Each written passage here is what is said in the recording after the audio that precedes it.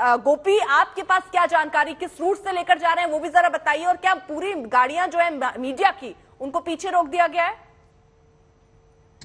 देखिए गोपी, जो इस वक्त आज तक पर आपको कवरेज दिखा रही है, मैं समझ सकता हूँ इस तरह की जो कवरेज है वो काफी टफ होती है। और माफिया अतीक अहमद की सुरक्षा को लेकर जो उत्तर प्रदेश पुलिस है वो काफी ज्यादा संवेदनशील है।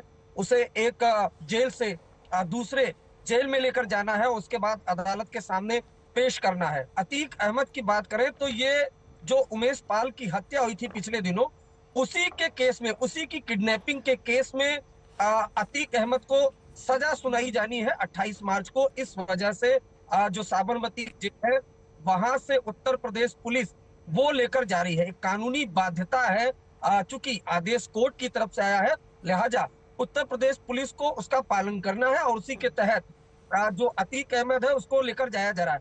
लेकिन अर्पिता, ये समझना पड़ेगा, ये जो माफिया अतीक अहमद है जिसको लेकर आज पूरे उत्तर प्रदेश, पूरे देश में चर्चा हो रही है, खासतौर से जब उमेश पाल की जिस तरीके से हत्या हुई, जिस दुर्दांत तरीके से हत्या हुई, बम मारा गया, गोलियां मारी गई, पूरी प्री प्लानिंग के तहत। तो ऐसा प्लान और ऐसे सूबे में जहां के मुख्यमंत्री खुद जो कानून व्यवस्था है उसको लेकर लगातार छाती ठोकते हैं, तो ऐसे में जो अपराधी है उन्होंने कहीं ना कहीं खुली चुनौती उत्तर प्रदेश पुलिस को दी। उस मामले की जांच अभी चल ही रही है और उस मामले में जो मेन तमाम शूटर है अतीक अहमद के बेटे समेत, वो फिलहाल फरार चल रहे हैं। लेकिन ये जो माफिया जो स्क्रीन पर आप देख रहे होंगे अर्पिता, जिसको साबरमती जेल से लेकर जाया जा रहा है, एक केस के मामले में सजा सुनाई जानी है, इसके ऊपर 100 से ज्यादा मुकदमे, यानी अपराध का शतक पार कर चुका है अतीक अहमद। तो सवाल यह है कि इतना बड़ा माफिया कैसे बना? एक के बाद एक 100 केस उसके ऊपर चले गए, जिसमें से कुछ केस प्रशासन ने वापस भी लिए जब अलग अलग सत्ताएं रही वहां पर तब।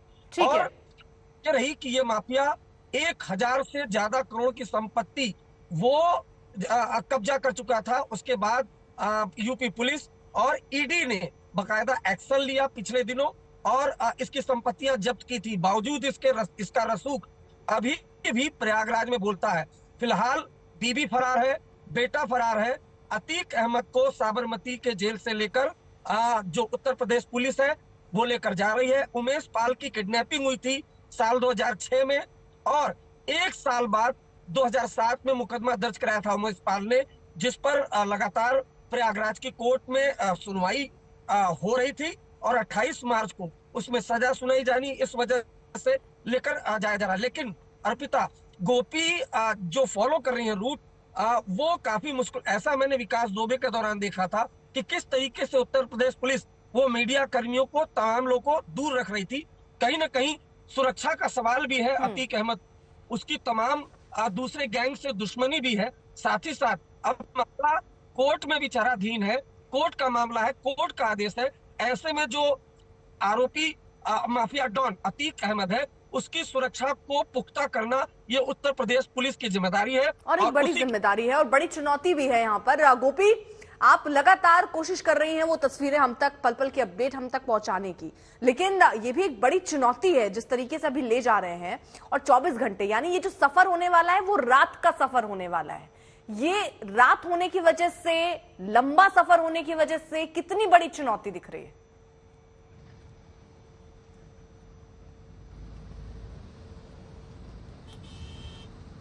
हाँ, आ रही है आवाज। गोपी, आवाज पहुंच रही है आप तक?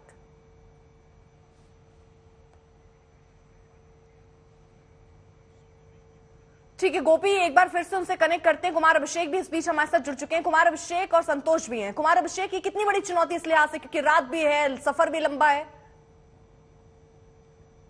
देखिए, बिल्कुल पुलिस के लिए भी चुनौती है और सबसे ज्यादा आशंकाएं अतीक अहमद को लेकर के जताई जा रही हैं। हालांकि जो हमारी जानकारी है उसके मुताबिक चूंकि 28 तारीख को प्रयागराज की अदालत में अतीक अहमद को लाया जाना है, क्योंकि उसकी सजा मुकर्रर हुई है और सजा सुनाया जाना है, क्योंकि वो पहले से ही ऑर्डर रिजर्व है। ऐसी स्थिति में बेहद ही कड़ी सुरक्षा में उसे लाया जा रहा है।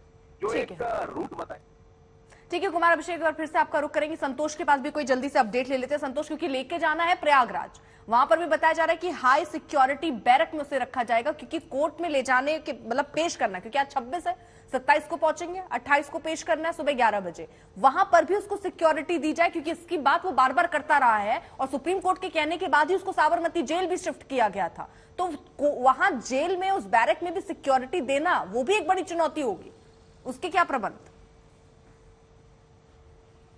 देखिए, बिल्कुल दो बहुत महत्वपूर्ण बातें हैं अतीक अहमद के बारे में कि सबसे बड़ी बात कि अतीक अहमद का जैसे ही नाम उमेश पाल हत्याकांड में आया तो उसकी पत्नी शाइस्ता परवीन ने कहा कि अतीक अहमद और उसके देवर यानी कि अतीक के छोटे भाई उन दोनों की पुलिस एनकाउंटर कर सकती है पूछताछ के नाम पर। और अतीक ने भी कहा कि अगर उमेश पाल में पूछताछ करनी है तो मुझे जेल में पूछताछ कर ली जाए। साबरमती जेल से बाहर नहीं निकलना चाहता था अतीक अहमद, और अब अतीक अहमद को 28 मार्च को सुबह 11 बजे कोर्ट के सामने पेश होना है, जो आदेश दिया गया 23 मार्च का जो एमपीएमएलए कोर्ट में है, यानी कि 28 मार्च को सुबह 11 बजे। उससे पहले अतीक अहमद, अब जैसे हमारे साथी गोपी बता रही थी कि वहां से निकल चुका है, तो जाहिर सी बात है कि कल जब वो आएगा तो बीच का जो टाइमिंग होगा वो अतीक अहमद कहां रखा जाएगा। दोनों तरीके से प्रयागराज पुलिस ने तैयारी की है, जेल को भी तैयार किया गया, नैनी जेल में जो हाई सिक्योरिटी बैरक है वहां पर भी तैयार किया गया। वजह कि 28 मार्च को जब फैसला हो जाएगा, अगर उसको प्रयागराज में रोकना पड़ा तो वो नैनी जेल में जाएगा, तो नैनी जेल में उसके हाई सिक्योरिटी बैरक होगी, वहां के जो जेल में जो कर्मी होंगे वो बॉडी वॉर्न कैमरे रखे होंगे, तो एक वहां पर तैयारी। वहीं दूसरी तरफ जब प्रयागराज पहुंचेगा और कोर्ट से पहले, कोर्ट में पेश करने से पहले का जो टाइमिंग होगा, ऑड आवर्स में अगर पहुंचता है, वो कल देर रात तक पहुंचता है अतीक अहमद, तो उस दौरान अगर जेल में नहीं ले जाते हैं, प्रशासनिक ये फैसला होगा जिसको बहुत गोपनीय रखा गया। लेकिन प्रयागराज पुलिस ने, प्रयागराज पुलिस लाइन में भी इंतजाम किया हुआ कि अतीक अहमद के काफिले को सीधे प्रयागराज पुलिस लाइन में रखा जाएगा, वहां पर हाई सिक्योरिटी बैरक में रखा जाएगा। 4 साल के बाद माफिया डॉन प्रयागराज आएगा। अतीक अहमद 2019 में यहां से साबरमती जेल भेजा गया था, उसके बाद 4 साल बाद, अब 4 साल तक अतीक अहमद किसी भी मामले में यहां पर नहीं तलब हुआ था।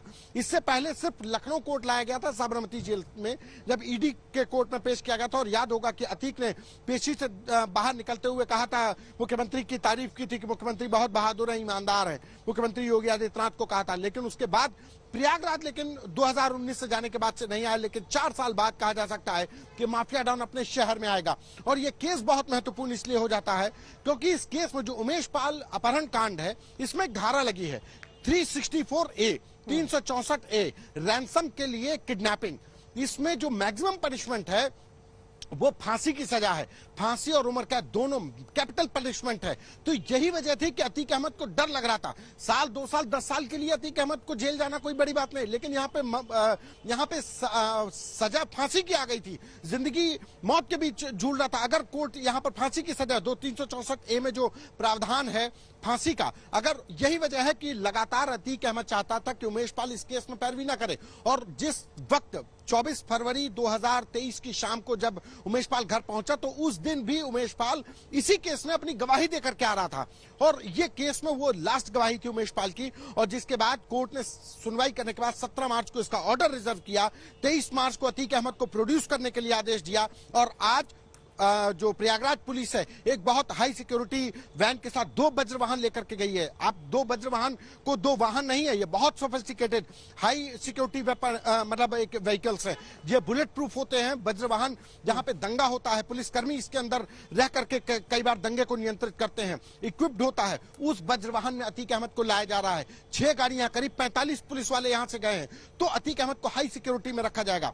अब अगर अतीक अहमद के आने का रूट उत्तर प्रदेश का बात करें, तो उत्तर प्रदेश में जो एंट्री होगी, जो अभी तक हमारे पास जानकारी है, वो शिवपुरी के बाद जो पहला जिला उत्तर प्रदेश में होगा वो झांसी होगा। झांसी के बाद अगर अतीक अहमद को प्रयागराज लाने के 2 रास्ते होंगे, एक झांसी से सीधे महोबा, चित्रकूट, महोबा, बांदा, चित्रकूट होते हुए प्रयागराज लाया जाए, या फिर एक दूसरा रूट बहुत अहम है, जो सबसे साफ है, क्लियर है, जहां पर ट्रैफिक नहीं मिलेगा, वो है झांसी से जालौन, और जालौन से बुंदेलखंड एक्सप्रेस वे पकड़ करके सीधे चित्रकूट, और चित्रकूट से प्रयागराज। ये भी एक सेफेस्ट रूट है। ये 2 रूट ऐसे हैं जहां को ये अपना सकते हैं। अभी रूट को लेकर के कौन सा रूट अपनाया जाएगा इसको क्लियर नहीं करना, बहुत हाई कहा जाए कि बहुत गोपनीय रखा गया है। पुलिस कर्मियों को, पुलिस अफसरों को तक यहाँ पे नहीं पता। शुरुआत में जब यह आया कि आज प्रयागराज पुलिस पहुंची हुई है, तो बड़े अधिकारी तक डिनाइल मोड में थे, मानने को तैयार नहीं थे, वो खुद भी जानकारी नहीं थी। चंद अफसरों को इस पूरे ऑपरेशन की जानकारी थी कि अतीक अहमद को लाने के लिए प्रयागराज पुलिस वहां पहुंच चुकी है। और अब जब अतीक अहमद को लाया जा रहा है तो कहा जाए कि करीब 1000 किलोमीटर से ज्यादा का सफर है, करीब 1200 किलोमीटर का ये जो रास्ता है इसको तय करना है, बाई रोड ही लाया जाएगा। जो अभी तक, क्योंकि जो जानकारी, जो तैयारियां हैं, तामझाम जिसको कहते हैं कि 2 गाड़ियां वज्र की लेकर के गए हैं, वही दूसरी तरफ अधिकारियों का 45 पुलिस वालों का एक पूरा काफिला लेकर के गए हैं, तो उससे बाई रोड ही इनको लाना है। तो अतीक अहमद का उत्तर प्रदेश में आना, उमेश पाल हत्याकांड में भले ही उसकी पेशी ना हो रही हो, लेकिन उमेश पाल से रिलेटेड जरूर है, क्योंकि उमेश पाल का अपहरण हुआ था। राजू पाल हत्याकांड 25 जनवरी 2005 को जब राजू पाल की हत्या हुई तो उमेश पाल की विटनेस था।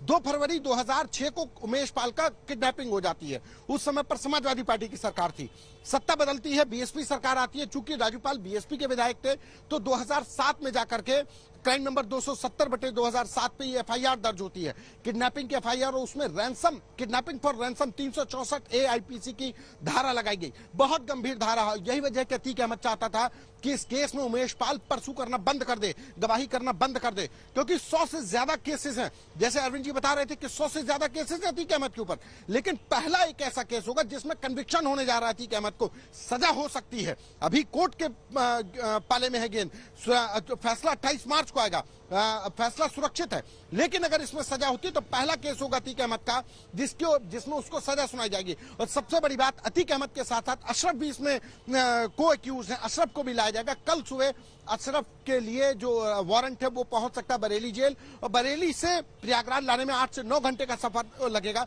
लिहाजा आज वहां पर नहीं गई है पुलिस टीम, लेकिन कल पहुंचेगी। कल वहां से बरेली से अशरफ को भी लाया जाएगा। यानी अतीक अहमद, अशरफ और एक दिनेश पासी, ये 3 एक्यूज कल कोर्ट में पेश होंगे। दिनेश पासी को एक्यूज है, बेल पर है, बेल से बाहर है, लेकिन इन तीनों को जो प्रावधान है कि इनको कोर्ट में सजा सुनाए जाने के वक्त पे एक्यूज को पेश होना होता है, ये प्रावधान है। और इसीलिए 23 मार्च को स्पेशल ऑर्डर, मैं फिर बता दूं कि 17 मार्च को इस मामले की आखिरी सुनवाई हुई थी, तब कोर्ट ने कहा था हम 28 मार्च को फैसला सुनाएंगे।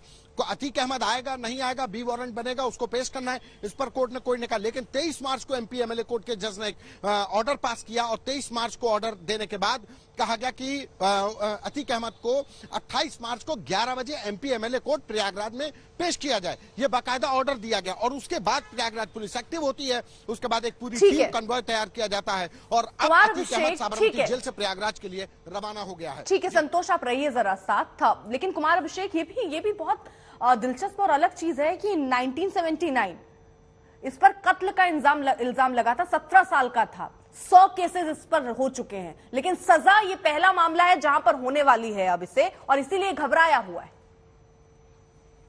बिल्कुल, और अगर आप देखें तो उमेश पाल की हत्या को भी इस मुद्दे से जोड़ा जा सकता है।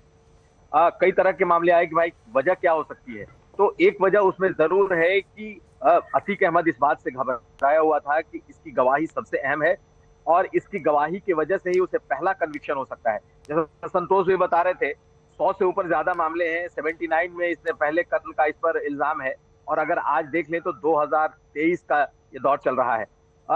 करीब 34 साल होने को है, 44 साल होने को है, और अभी तक एक भी मामला इस पर सिद्ध नहीं हुआ है। लेकिन ये एकमात्र इकलौता ऐसा मामला है जिसमें इसे सजा हो सकती है। सिर्फ इसे ही नहीं सजा हो सकती है, बाकायदा इसके भाई को भी सजा दी जा सकती है, और दोनों लोगों को लाया जाएगा। रूट की बात भी अभी संतोष बता रहे थे, हालांकि रूट क्लियर नहीं है किस रूट से आएंगे, लेकिन झांसी के रास्ते आने की पूरी संभावना है कि वो उदयपुर, कोटा, झांसी, और उसके बाद फिर वो प्रयागराज पहुंचेगा। लेकिन टेरर, और आप इस चीज को कह लीजिए कि खौफ इतना रहा है कि इतने केसेस होने के बावजूद अतीक अहमद पर एक भी दोष सिद्ध नहीं हुआ। ये पहला ऐसा मामला है जिसमें ऑर्डर रिजर्व है। उसी के खुद के अपहरण का मामला था, इसलिए उसकी गवाही उतनी ही अहम थी, और उसने अपनी गवाही भी दी है। जब उसने गवाही दी और गवाही के बाद जब वो लौटा था तभी उसका मर्डर हुआ, जब उस पर ताबड़तोड़ गोलियां चलाई गई।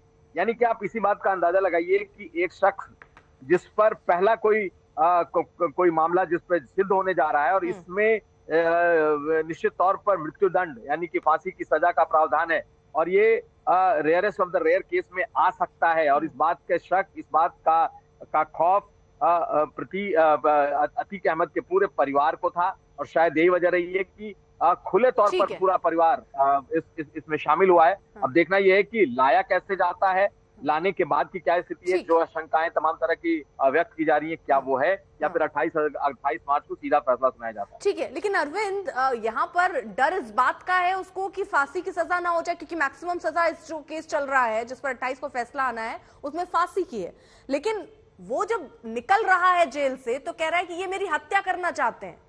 एक अलग डर है जिसकी आशंका वो जता रहा है।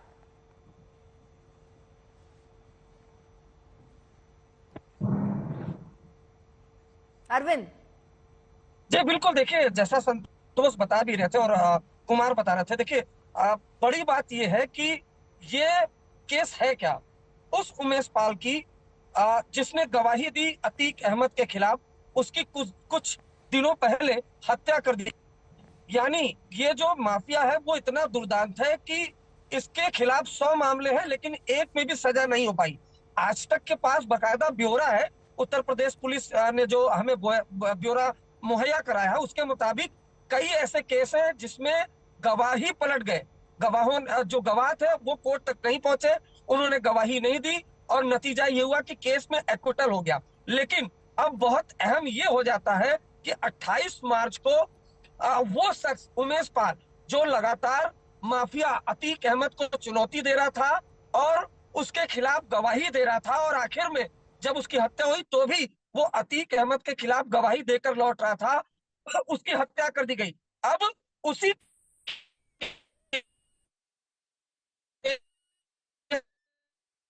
इसमें फैसला आना है और जैसा के बदले जो किडनैपिंग है वो उसको अंजाम देना, और जिसमें मैक्सिमम सजा है, जो अधिकतम सजा है वो भी संतोष ने बताया। लेकिन अहम बात यह है 4 साल बाद अतीक अहमद को फिर से एक बार प्रयागराज लाया जा रहा है, और सिचुएशन समझिए कि प्रयागराज अतीक अहमद तब जा रहा है जब तकरीबन 15 दिन पहले ही अतीक अहमद के बेटे, और आरोप यह भी है कि उसकी पत्नी ने साथ उस उमेश पाल की हत्या करवा दी जिसकी किडनैपिंग के केस में अतीक अहमद को सजा सुनाया जाना है। इसी वजह से प्रदेश पुलिस बेहद चौकस है, चुनौती है। लेकिन यहाँ ये समझिए कि ये डॉन जिस पर 100 से ज्यादा मुकदमे हैं, जिसके कई केस में जो गवाह है वो पलट गए हैं, कैसे ये सिस्टम को मुंह चिढ़ाता रहा और लगातार शासन प्रशासन की नाक के नीचे अवैध कब्जे करना, लोगों से रंगदारी वसूलना, लोगों की हत्या कराना, ये इसको करा। ठीक है अरविंद, आ रही हूँ जरा आपके पास। मैं गोपी घांगर का भी रुख कर लेती हूँ। लगातार जो है वो उस वैन के पीछे चल रही है, पल पल की अपडेट हम तक पहुंचा रही है। गोपी, उस वक्त भी आप मौजूद थी जब अतीक को साबरमती जेल से वैन में बैठाया जा रहा था, क्या उसने अपनी जान का खतरा ये बात वहां बोली थी?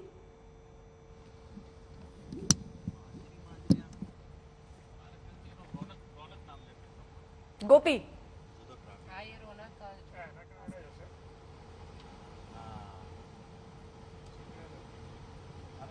गोपी, आवाज आ रही है आप तक? अरे चेतन पे खबर। ठीक है, शायद गोपी तक आवाज नहीं पहुंच रही, लेकिन वो रूट जो है वो उस रूट को दिखा रही हैं, बता रही हैं कि किस तरीके से काफिला जो है वो बढ़ रहा है। 5:45 बजे ये तस्वीर जो हम आपको दिखा रहे हैं उस वक्त की दिखा रहे हैं, जिसमें आपको हम सर्कल करके दिखा रही है ये अतीक अहमद। जब साबरमती जेल से अतीक को वैन में बैठाया गया था उस वक्त वो हम तस्वीरें आपको दिखा रहे हैं, और संतोष भी हमारे साथ हैं जो इस पूरे केस को, क्योंकि अब जरा इस केस को और विस्तार से समझ लेते हैं। संतोष, उमेश पाल हत्याकांड में भी इसी का नाम आ रहा है, वो उमेश पाल जिसके अपहरण पर ये पूरा मामला है 2007 में जब ये केस दर्ज कराया गया था और जिस पर अब फैसला आना है। ये पूरा किस किस तरीके से इसने मोड़ लिए, क्योंकि हमने अब जिस तरीके से हम जिक्र कर रहे थे 17 साल में पहली बार कत्ल का इस पर आरोप लगा था और तब से लगाकर गवाह बदलते चले गए, 100 से ज्यादा केसेस थे लेकिन किसी में इसको सजा नहीं हो पाई। इसमें इसको डर क्यों था? ये किस किस तरीके से नए नए मोड़ इस पूरे केस में आए? देखिए, जो राजूपाल हत्याकांड हुआ था 25 जनवरी 2005 को, ठीक उसी इलाके में, उसी थाना क्षेत्र में, और यूं कहा जाए उसी सड़क पे जहां पर उमेश पाल को मारा गया। उमेश पाल की हत्या 24 फरवरी 2023 को होती है, लेकिन 25 जनवरी 2005 को राजूपाल की हत्या होती है। वो बीएसपी का सिटिंग विधायक है और इसी तरीके से हत्या होती है। जो पैटर्न है जो अतीक अहमद का, वो यही है। जब भी कोई हत्या करता वो एलानिया तौर पर करता है, बम यूज होगा, जो दिन दहाड़े हत्या की जाएगी, सोफिस्टिकेटेड वेपन्स यूज होंगे। उस समय AK-47 यूज हुई थी, बमबाजी हुई थी, जो उमेश पाल में भी बमबाजी हुई थी। तो कहा जाए जो मोड ऑफ जो ऑपरेशन है किसी भी चीज का, किसी भी घटना को अंजाम देने का अतीक का यही है कि अतीक अगर कोई घटना कराएगा तो बम का यूज जरूर होगा, शूटर्स उसमें चेहरा छिपाए नहीं होंगे। और ये राजू पाल में भी देखने को मिला और उमेश पाल में भी देखने को मिला। उमेश पाल में जो एक्यूज है उसमें कार से उतरता हुआ जो शख्स है वो अतीक अहमद का तीसरे नंबर का बेटा असद है। उसके बाद जो बाकी जो गुड्डू मुस्लिम है वो पुराना हिस्ट्री शीटर है। उसके ऊपर लखनऊ से लेकर के गोरखपुर में तक तमाम मुकदमे हैं, 40 से ज्यादा मुकदमे हैं। मोहम्मद गुलाम एक हत्या के मामले में 7 साल की जेल काट करके आया है। मोहम्मद गुलाम वो था जो दुकान में खड़ा हुआ था। साबिर और अरमान ये दोनों शाइस्ता जो अतीक अहमद की पत्नी है शाइस्ता परवीन, उनके लिए एक तरीके से गनर का, उनके सिक्योरिटी गार्ड का, उनके विश्वसनीय का काम कर मारने रहे से थे। हासिल क्या होगा? क्यों हत्याकांड को अंजाम अतीक की तरफ से दिया गया? इस केस पर क्या उसका कोई फर्क पड़ा? देखिए, अतीक जो बिजनेस ऑफ फियर है जराइम की दुनिया में वो बहुत अहम हो जाता है। जेल में तमाम माफिया जब कहते हैं कि मेरी भी कई बार तो माफिया ये कहते हैं कि जब आप लोग खबर चलाते हैं तो हमारी वसूली बढ़ जाती है।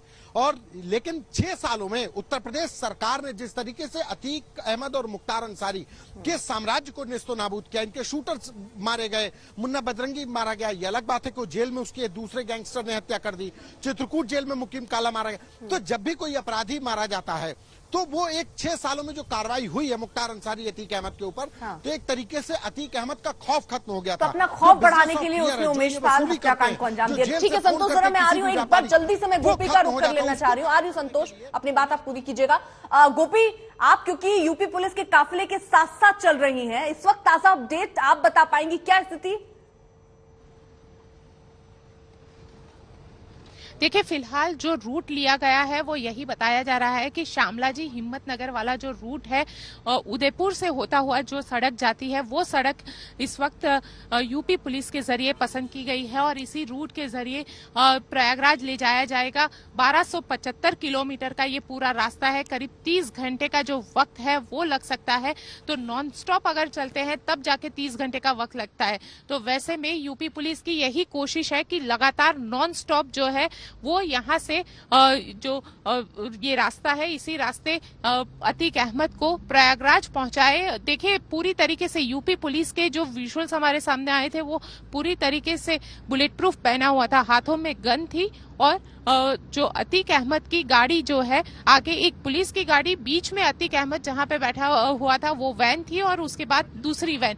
इसी तरीके से ये पूरा रूट जो है उस श्यामला जी उदयपुर होता हुआ जो रास्ता है उसी रास्ते वापस ले जाया जा रहा है। अतीक अहमद को यहीं से यूपी ले जाया जा रहा है और कोशिश हम कर रहे हैं कि अतीक अहमद को लेकर जो पुलिस निकली है उनको हम लगातार ट्रैक करें, हमारे जो दर्शक हैं उनको हम पल पल की जानकारी दें।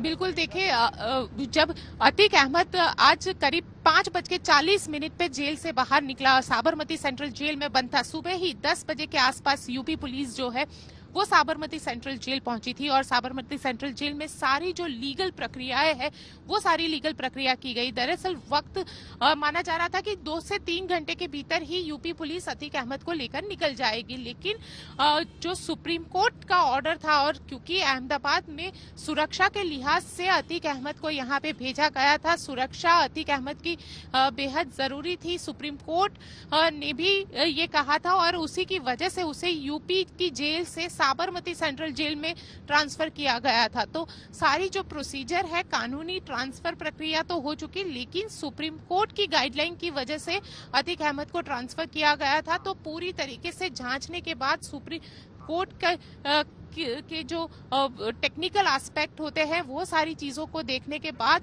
अतीक अहमद को यहां से अहमदाबाद की साबरमती सेंट्रल जेल से निकाला गया। करीब 5:40 के आसपास अतीक अहमद को साबरमती सेंट्रल जेल से निकाला गया 3 पुलिस की जो गाड़ियां है उसका ये काफिला है। ये काफिला लगातार जो यूपी के लिए नॉन स्टॉप आगे बढ़ रहा है और यही कहा जा रहा है कि जैसे ही यूपी पहुंचेंगे तो तुरंत ही प्रयागराज कोर्ट में 28 मार्च को अतीक अहमद को पेश किया जाएगा। अतीक अहमद पर उमेश पाल के अपहरण का जो मामला है उसमें कोर्ट फैसला सुनाने वाली है। वैसे में बहुत महत्वपूर्ण हो जाता है। कोर्ट का भी ये कहना है कि अतीक अहमद जितने भी समेत जितने भी आरोपी हैं उन सबको कोर्ट में पेश किया जाए। तो वैसे में अतीक अहमद को यहाँ से कोर्ट से ले जाया जा रहा है। देखिए, उमेश पाल की हत्या का ये मामला नहीं है, ये मामला उमेश पाल के अपहरण का मामला है। 2005 में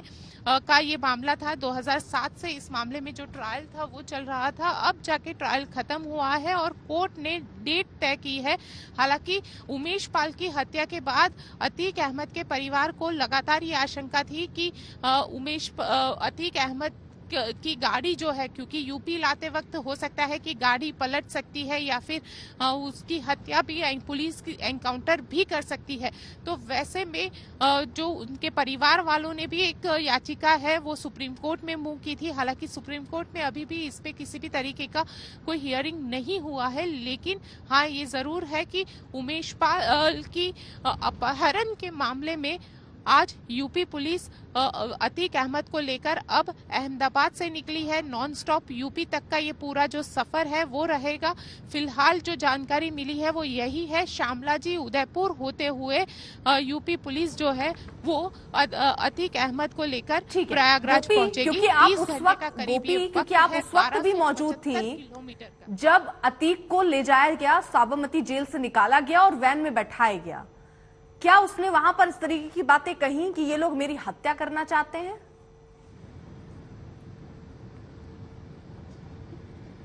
देखिए, उसके चेहरे पे जो टेंशन थी, जो डर था, वो बकायदा दिख रहा था उसकी।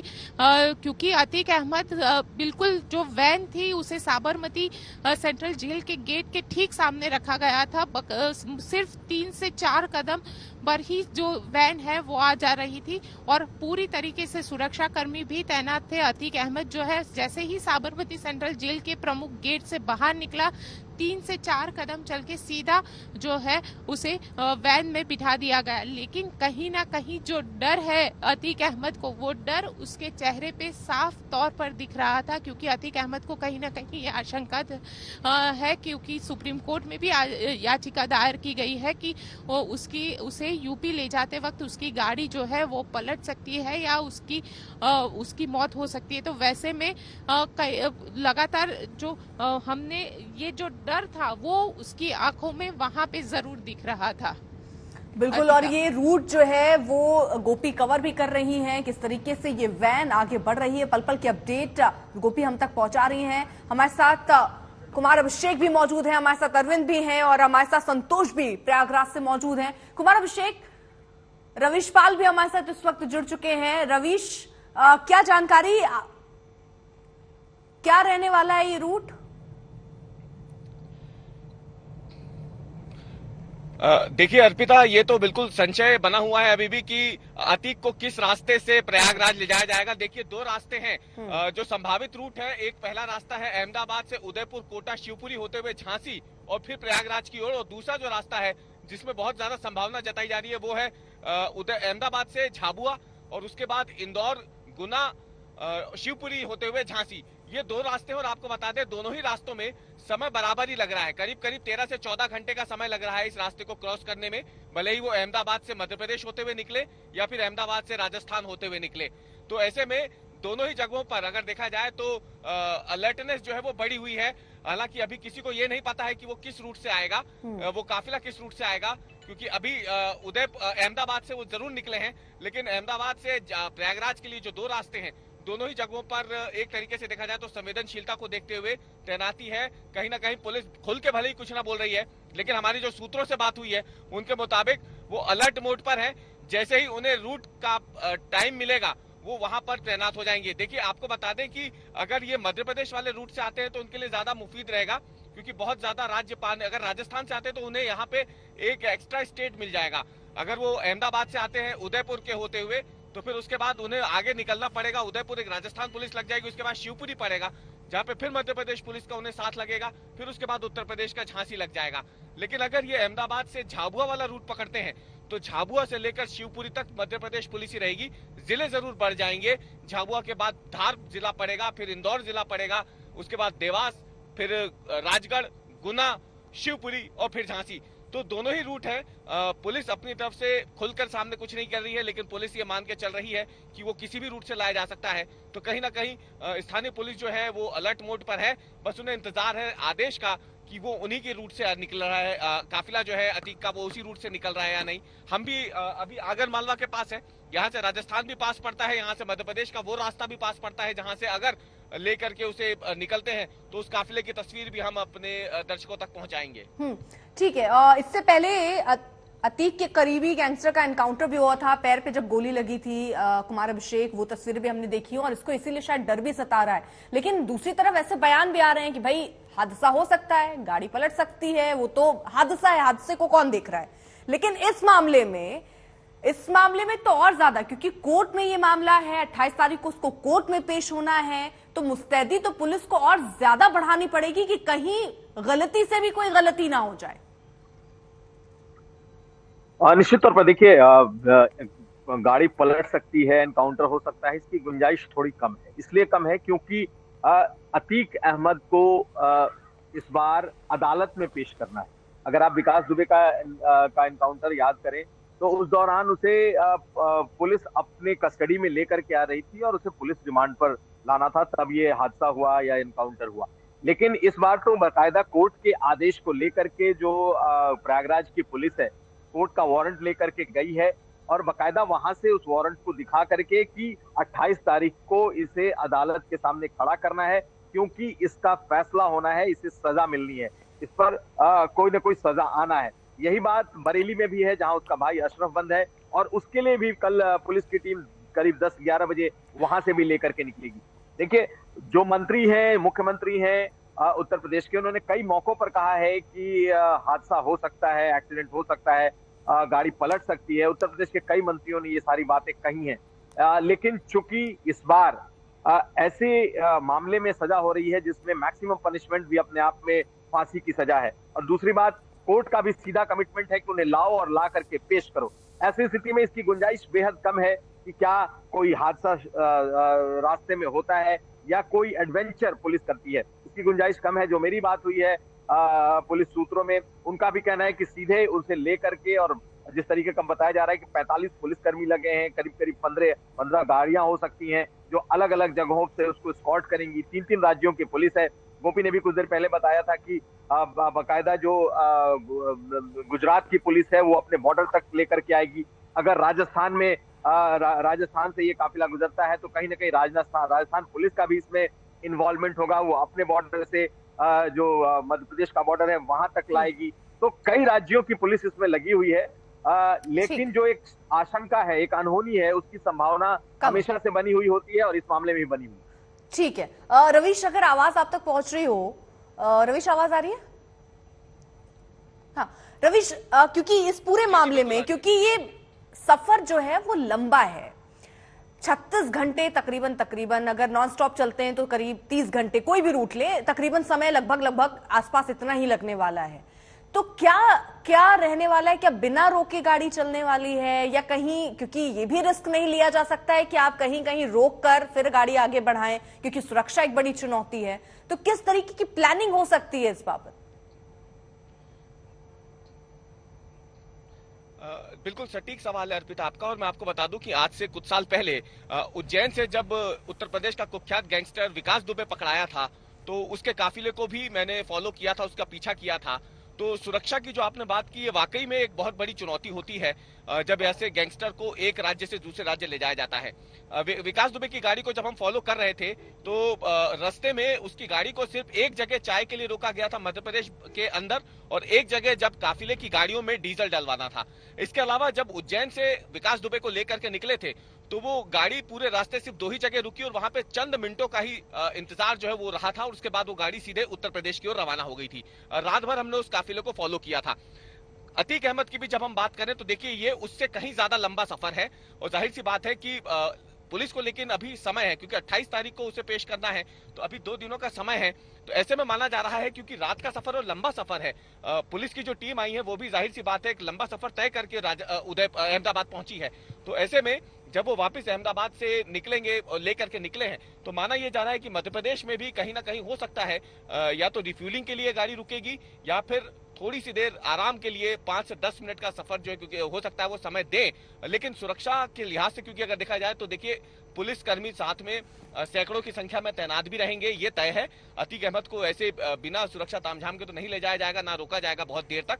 तो ये जरूर तय है कि सफर लंबा है तो कुछ देर आराम के लिए या फिर पैर ठीक करने के लिए, या फिर एक होता है जो लंबे दूरी तक चलते हैं तो बहुत ज्यादा थकावट हो जाती है, उस थकावट को दूर करने के लिए कुछ मिनटों का हो सकता है कहीं पे वो आराम करें, लेकिन इसके अलावा गाड़ी बहुत ज्यादा कहीं रुकेगी इसकी संभावना ना के बराबर है। माना यह जा रहा है कि रिफ्यूलिंग के लिए जरूर कहीं ना कहीं सफर में उन्हें जरूर रास्ते में कहीं रुकना पड़ सकता है, या फिर उसके अलावा अगर कहीं हो सका तो बमुश्किल एक या 2 जगह रुकेंगे, उसके बाद फिर वो रवाना हो जाएंगे उत्तर प्रदेश के लिए। कम से कम राजस्थान और मध्य प्रदेश में बहुत ज्यादा इंतजार वो करें, गाड़ी को रोकें, इसकी संभावना ना के बराबर है। कुमार अभिषेक, क्योंकि जो प्रक्रिया है, टीम सुबह ही पहुंच गई, किसी को कुछ पता नहीं चला कि एक टीम जाने वाली है, कितने लोग जाने वाले हैं, कब लाया जाएगा, कौन सा रूट होगा, ये सब बहुत गोपनीय तरीके से रखा गया। स्वाभाविक सी बात है सिक्योरिटी को लेकर, लेकिन क्या ये प्रोसेस आपको लगता है डिले हो गया? कोशिश थी कि और पहले अतीक को निकाल लिया जाए जेल से, लेकिन वो फॉर्मेलिटीज होने में, वो प्रक्रिया होने में लेट हो गया और थोड़ा लेट हो गया। और अगर वैसा है तो वो बैकअप प्लान भी पुलिस के पास होगा, क्योंकि रात का सफर, क्योंकि आप 5:45 निकल रहे हैं, पूरा सफर आपका रात का लगभग होने वाला है, तो वो अपने आप में एक चुनौती है। या आपको लगता है यही प्लानिंग ही रही होगी कि तकरीबन इसी वक्त पे निकल लीजिए, आगे आसान रहेगा? क्या आपको लगता है क्या रणनीति रही होगी पुलिस की? देखिए, मेरा मानना है कि बिल्कुल प्लानिंग के हिसाब से यूपी पुलिस ने उसे वक्त से निकाला है। ये जरूर है कि किसी को भनक नहीं लगने दी थी पुलिस वालों ने कि वो इन्हें ले करके आ रहे हैं। हालांकि इस बात की आशंका पहले से थी कि कभी भी अतीक को लाया जा सकता है, लेकिन आज वो जेल पहुंच गए हैं, इसकी भनक उनके जेल के पहुंचने के बाद ही मीडिया को लगी है। आप अगर देखें तो रात में लाने का रिकॉर्ड भी है। अगर आप मुख्तार अंसारी को देखें, जब पटियाला जेल से उन्हें लाया जा रहा था बांदा जेल, तो पूरे रात रास्ते भर वो सफर चलता रहा। और पुलिस के लिए बड़ा आसान है, विकास दुबे को भी लेकर जब आए तो रात में लेकर के चले थे, और सुबह जब वो कानपुर पहुंचे तो उसका एनकाउंटर हुआ। तो रात में लेकर के पुलिस आराम से चलती है, उनके साथ पूरा काफिला होता है। और मुझे ये लगता है कि कहीं ना कहीं ये जो पुलिस की प्लानिंग है वो उसके हिसाब से ही उन्होंने प्लान किया था। ये जरूर है कि मीडिया को चकमा देने में वो सुबह से सफल रहे, जब उन्होंने मीडिया को भनक नहीं लगने दी, जब तक पुलिस की टीम वहां पूरी तरीके से पहुंच नहीं गई।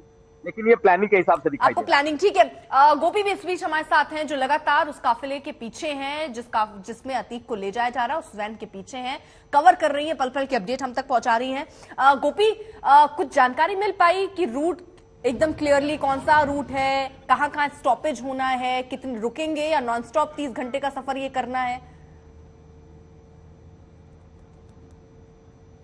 बिल्कुल, देखिए अर्पिता, आपको बता दूं कि जो यूपी पुलिस का रूट है बिल्कुल नॉन स्टॉप ये पूरा रूट रहेगा। अहमदाबाद से उदयपुर के रास्ते फिलहाल वो आगे बढ़े हैं और इस वक्त हम उनको फॉलो कर रहे हैं। प्रांतीज के आसपास वो पहुंचे हुए हैं और लगातार यहाँ से हिम्मत नगर से होते हुए श्यामला जी से उदयपुर वाला जो रास्ता है चित्तौड़ से होते हुए इसी रास्ते से अतीक अहमद को ले जाएंगे। तो ये रूट अब साफ हो चुका है कि यूपी पुलिस जो है वो उदयपुर के रास्ते अतीक अहमद को यूपी लेके जा रही है। तो रूट अब पूरी तरीके से साफ हो चुका है। पहले ये आशंका थी कि हो सकता है कि मध्य प्रदेश के रास्ते भी लेकर जाए, लेकिन यूपी पुलिस जो है वो अब उदयपुर के रास्ते ही अतीक अहमद को लेकर जा रही है। कोशिश हम लगातार कर रहे हैं कि अतीक अहमद को जो पूरा रूट है, ठीक है गोपी, ये जो रूट आप बता रही हैं, जो अब क्लियर हो चुका है कि उदयपुर से कितने घंटे लग सकते हैं इसमें? देखिए 1275 किलोमीटर का ये जो सफर है अहमदाबाद से लेकर, और उदयपुर से अगर बात की जाए तो करीब 20 से 22 घंटे का जो वक्त है वो उदयपुर से लग सकता है। तो वैसे में लगातार यही कोशिश की जा रही है कि नॉन स्टॉप चला जाए, ताकि 28 तारीख को जब यूपी पुलिस वहां पे पहुंचे, 28 तारीख को जब कोर्ट में हियरिंग होगा तो पूरी तरीके से जो अतीक अहमद है उसको वहां पे पहुंचाया जाए। कहीं ना कहीं यूपी पुलिस ये नहीं चाहती है कि मीडिया उनको फॉलो करे।